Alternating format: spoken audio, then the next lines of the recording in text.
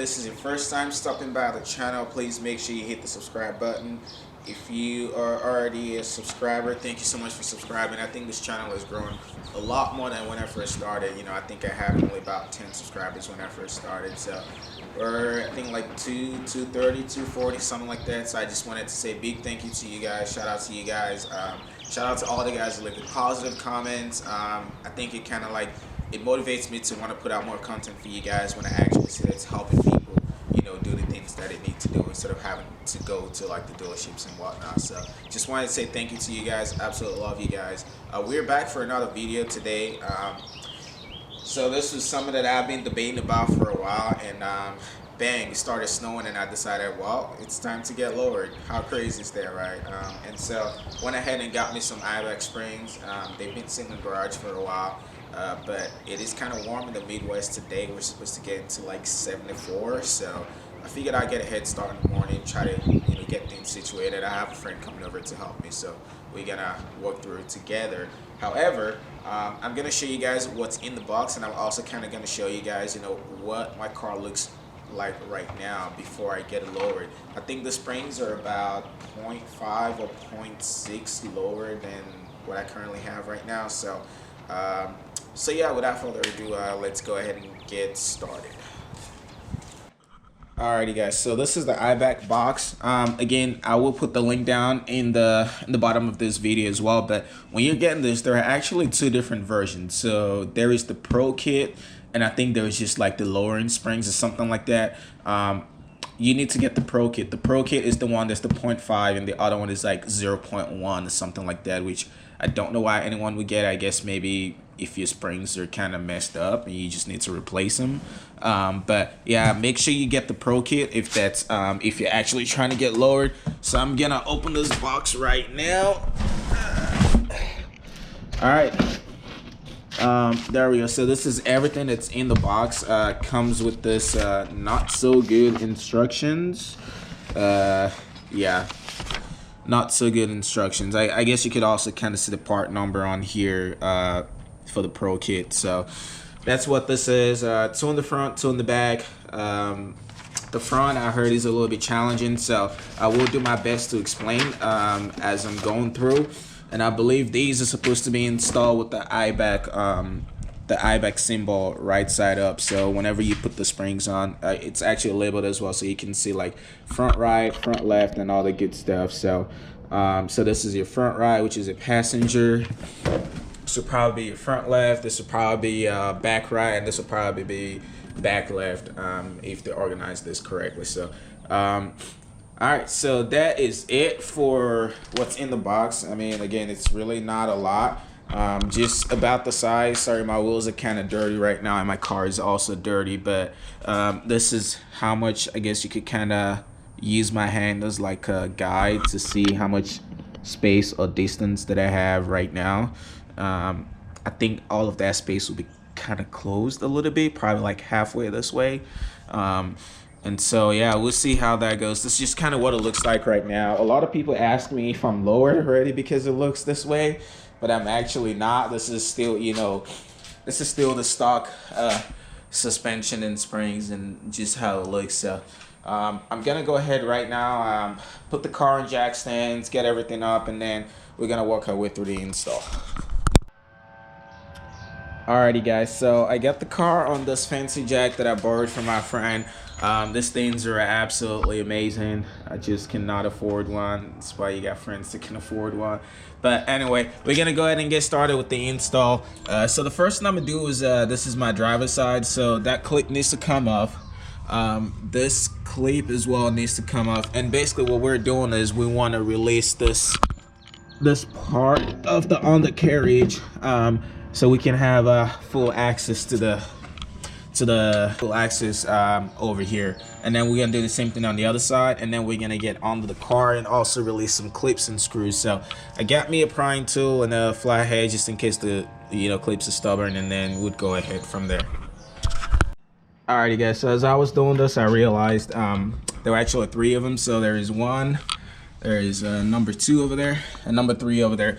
Just because when you pull this, you can kind of see that like wiggle, and they all connect together. So Like I said, the goal is we just want to drop like this front half so we can have access to the arm over here underneath. So yeah, I'm gonna go under now, and then I'll show you guys the rest of the clips and the screws. Alrighty guys, so we got a lot of 10 mils that need to come out. We got one here, another one here, this one over there, and then possibly this clip right here, and then this other one. Let's see if you guys can see it right here. And I think this might be the last screw that I take out, because I think after this bottom panel should be able to just drop and face the ground. Oh, and by the way, if this is the first time you guys are seeing my exhaust, let me shine that real quick so y'all can see it. Get the burley attack right there. Yeah, that boy sound good. But anyway, sorry. Yeah, I'm gonna go ahead and take the screws out, and then yeah. So there you have it. The bottom trays hanging out. I had to take out 2 more clips that were right here, and here. Those 2 on both sides, and it just allows it to like drop completely after that. So, but yeah, that's really it. That's it for the under tray, and then we're gonna go ahead and start getting to the actual work. So to get this started, the first thing I'm gonna do on both sides simultaneously is disable the end links. And then I think you guys call this they call this like the sway bar links or something, but I just call them end links. And so I think that might be a 12 over there. It also has what are these things called again? The hexagon hole in here if you wanted to use like a pass-through ratchet or something. But I think I'm just gonna use a regular wrench to get this out, or I'm gonna try a deep socket first, and then if it doesn't work, then I'll probably use a wrench. So I'm gonna do this on both sides, disable the end links, put the screws back on there, and then after that I'm just gonna get to working on one side at a time. So I used a 14 deep socket and an electric ratchet, and I was able to get it out. You might have to break the torque loose just a little bit, but outside of that, that's it. So this is the nut right here. I'm gonna put it back on the end so I don't forget where the hell that thing goes, and then I'll do the same thing on the other side. Alright guys, so now that both end links are out, you can really start from anywhere, but the next thing I'm gonna do is I'm gonna remove the brake dot, or the brake vent, whatever you want to call this. There are 2 10mm bolts. That's one on top, and the other one is like right under it, like the oh, right there, if you guys can see. So I'm gonna take out those 2 bolts, and then kind of just work my way around and see which one of the bolts I want to take out first. And then these 2 bolts are the ones holding your struts. Those are the last 2 bolts that I'm going to take out, just because I don't want the strut to drop on my head. And then that giant bolt right there is why you got to remove this cover, because if you don't remove the cover, you can't get to that bolt. And I can't remember what size that is, if there's like a 17 or 18, but we'll see. But I'm gonna start with the brake dot first, and then we'll keep going. Alrighty guys, so next thing I'm gonna take off is this 12mm right here. I think that's like for the sensor or something, I want to say. So that's a 12mm. Alright guys, so the next thing I did was disable the sensor. And so to disable the sensor, it is plugged in this way. And so what I did was, this is how it comes out for visual purposes. You push this back in, and then you pull it out. Could be a little nifty, but kind of just take your time, don't break the sensor, wiggle your way around. And the next one we're gonna take out is this 10mm right here. I don't know if you guys can see it. I know it's a little bit of a bad lighting, but there's a 10mm directly behind this wire for the sensor that we're gonna take out, and then we'll get to the rest. Correction guys, I meant this 12mm that's right behind the sensor harness right here. If I lift this up, it let this whole thing like come out, so you can kind of stay away. So that's what I meant, this 12mm that's right over there. I don't know if you guys can see it right there, that one right there. So alrighty, so up next we're gonna remove this 19mm right here. I'm praying to God that this comes out easy, because I don't have a pass-through socket, so that'll be the only other way you can take this out. It's got like a hexagon thing on the top, so, but it's a 19, and hopefully between a breaker bar and electric ratchet we can get this out. So alright guys, so shit, I forgot what I did. Update. All right, so we got the bolt out. That's like right here. And then I went ahead and took out this bolt. I think that was where I took my last video. So for this, the best way to do this is get a pass-through socket, put a hexagon tool on there, and then you would have to screw it out. I'm trying to find the bolt top that I just took out, but it's probably in here somewhere. I did put it in here. And so the nut actually comes out, and that's that. And then I actually don't really have to hammer this down. I thought I was gonna have to, but I guess not. And then coming to this side, we took out the, oh shit. All right, so we took out the screw over here. It's a shorter one with a washer. And then on the other side over here, that's a longer one without a washer. I think this was a 19. I think both of these were 19s on both sides. And then you would come, what is this? Is this adjacent or diagonal? However you want to call it. And this is a 710. It's a very long bolt that also comes out. And then after that, we just got to take out the 2 bolts holding the strut, and we are ready to go. Alrighty guys, so finally got the strut out. One thing I would say is over here, it was not quite as easy getting the strut out away from the knuckle.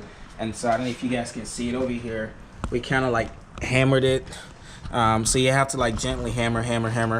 Try not to hammer the holes so you don't mess that up. Hammer the edges. We'll put a sharp rag on there, a towel and everything. Make sure we don't mess it up too much. And you know, you just keep hammering slowly until it comes out. How long did this take us? Like almost like 45 minutes doing this? It felt like longer. Yeah. So, but anyway, we got the strut out. Again, to start with the strut, this is one of those with the hexagon tool. So you need a pass-through socket or a deep wall, maybe 12 or 14. I'm not sure what size this is, to get it out. And then I'm gonna need you to help me hold this. So let's get started on that. I'm thinking this would be the hardest part, but actually Nah. Alrighty guys, so this is what we got. We got the strut, the spring, and the little rubber harness that goes on top. And so I kind of took this out really fast because we're running low on time. It's taking us forever to get that to get the actual strut away from the knuckle. But basically, when you're putting this back together, you want to look at this 2 nipples down here. They only go one way in here, if you guys can see it. So like you can see the mark, like this is how it goes right here along the line. So that's where you want to fit those back in. So this bottom actually comes out. You got to take this off and then put it on the eye back springs and then just basically reassemble again. So that's what I'm gonna do right now. Is you got to cut off this top portion. Doesn't have to be pretty. So I got a little cutter right here. Man, this thing is a lot thicker than I thought. But just basically cutting around and around. And try not to cut yourself. Can you tell I did not take creative classes? Oh, but anyway, yeah, that's kind of what it looks like. And then this basically goes back to the top of that, compress the springs and put everything back together again. JDM bump stop right here. He's like, whoa! He's gonna put it on his Eclipse. And he's gonna be like, yeah, you know, I got a Type R bump stops on here. Alright. I'm gonna feed this through.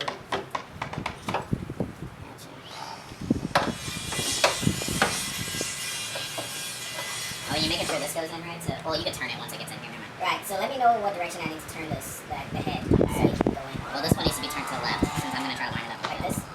Like that? Can you see me turning it? Yeah. So like this. Yeah.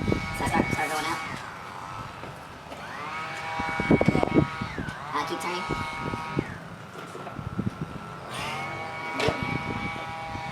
Alright, turn again. There, yeah, right there. Yeah. I can get from the bottom, it might be easier for me. Is that it? Yeah, one of them. one's in. Alright. There you go. Yep, in. Wait. I gotta turn this. I just put one in the screw. Alright, now, push up. Yep, just like that. Now, put these bolts in. Try one of them. Yeah, there's two of them in there. Okay. Can I leave it? Push up just a little bit. Alright, we're good. Yeah, you can let go. So all of them are in now. They're just not tight. Okay, tighten it. Not completely, but just move the weight a little bit, like, because it needs to go up as far as it can go, so I can have enough of their space.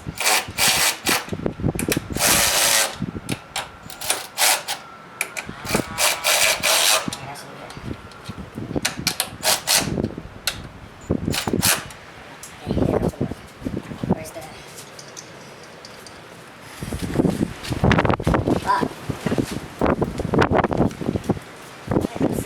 Are you interested in going to Troll Pub with them or dinner? I'm not gonna make it.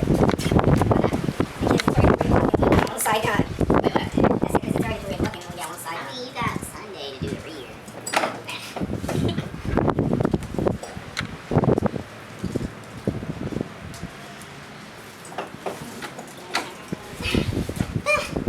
Were you recording this with this? Oh, yeah, it was. You can stop it. Alrighty guys, so coming to the rear side, it took me forever to get the front done yesterday, but the rear side is super easy. This is a 17mm bolt that needs to come out, and then there's a 12mm bolt over here that holds the little sway bar right here. I don't know if you guys can see it right there. So 17 right here, man, the light is like reflecting on it. 17 here and the 12 here. And so what I did was, the trick is when you take these bolts out, because I already did the other side. I don't know if you guys can see it over here. So I already did the other side. That's why this, if you can tell, the spring is a little shiny. That's the eye-back spring. Both sides are the same spring, so there's not really a front, back left, or back right. They're the same. So I'm gonna take this out, and then I will show you guys how to easily put the bolts back in, because you have to kind of align the sway bar link again for this hole. It's a little bit harder, but yeah. So what I have is, for the back side, what I used is I used the pry bar to align the big side of the sway bar. And then I just literally use the screwdriver to align the smaller part of the sway bar. I'll show you what I'm talking about in a little bit. I have the smaller impact for the 12mm. I have the larger impact for the 17mm.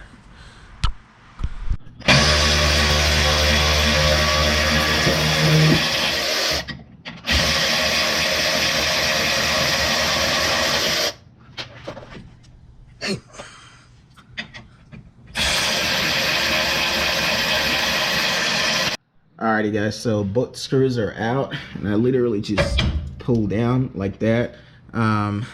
You could do two things. See these nipples right here, they need to go back in, so you could just kind of twist out. That might be tightening it, so I guess go the other way. Yeah, probably this way. There we go. So if you twist out, you're able to kind of get the spring out and leave the nipples in there. Just push this back in.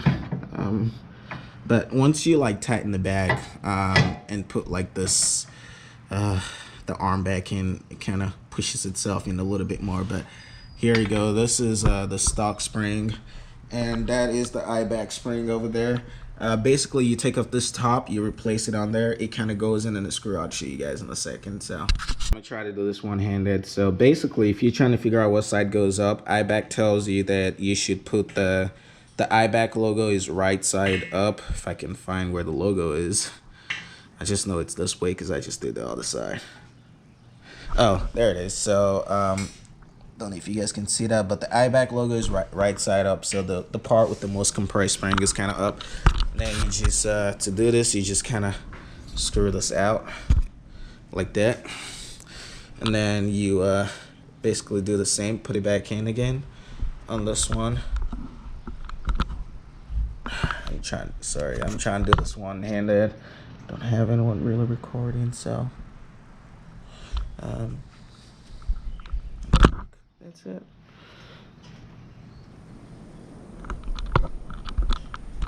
Yeah, just make sure it's all the way on there. That's your rubber grommet. And then now you just basically put it back in there. Oh, and also when you put it back in there, remember to screw the bottom back into the bottom rubber. All right, guys, so here's what I did. On this side, I used the jack to push it up a little bit over there. On the other side, I just used the hammer to hammer it in because I could get the arm to kind of stay on there. It just wasn't moving up, so I just used the hammer to push it up a little bit. But on this, I had to use a jack just because it wasn't going in at all. So I'm gonna put this bolt in there just to lock it in place, and then I'm gonna release the jack, and then that way I could like mess with the other side. So now if I need to adjust that, I just hammer it like just a little bit to tap it in and make sure like it's all aligned. And then for the other side, I recommend doing it, you know, one side at a time. And then you gotta mess with the sway bar link over there. So okay guys, so here is the part that I guess kind of messes people up. What I first do is, you know, I use a pry bar. Try to push this out as you guys can see, because I want this to come out just a little bit more to this side. And so now that this part is aligned, I could get my little screwdriver, put it in this hole right here to push it into the hole where I want it to go. And then I do the same thing on the other side. And that's how you kind of align the sway bar, or whatever method works for you. There's probably a couple other ways to do this, but that's just how I figured it was easier for me. So all right, you guys, so yeah, just like that, the back side is done. Like I said, do one side at a time. I just put the bolt in there to hold that in place, and then I mess with the sway link first. Again, be creative. It's not hard. Like overall, I think this took me about 15 minutes to do both sides. So you know, just remember that the sway link can move like either way. So like, you know, use something to hold it down while at the same time you're like using your impact. I couldn't show the video because I had to use both of my hands. So but that's really how you do it. The back side is super easy. Again, I got the front side done. The car is still in jack stands. I have the end link disabled on here because I'm still trying to figure out how to get this one side in.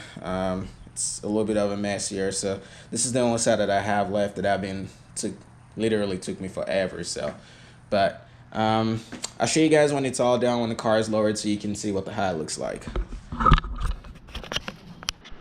Alrighty guys, so I finished up pretty late, mostly because this was supposed to be done the next day. Like I told you guys, I was kind of stuck on the driver's side. It was a lot of issues with this side, but I had a friend come over to help me, and we finally got everything situated. You could probably see some hammer marks on there, but as you guys can tell, I'm putting everything back together right now. So this side is pretty much all done. I think everything is all bolted up. I did go back and torque them back to spec. I think they were about 45 to 46 pounds, I want to say. The clips are already back on there, if you guys can see that. So